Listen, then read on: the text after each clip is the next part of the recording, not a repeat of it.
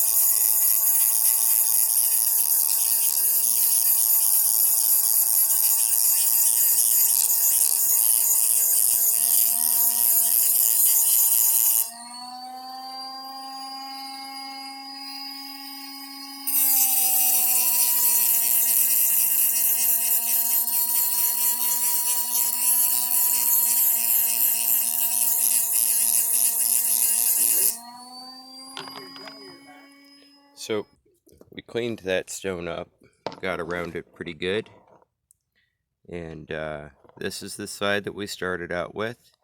You can see that really cool mossy detail coming through on the side that we started out with. Now take a look at this side. Check that out.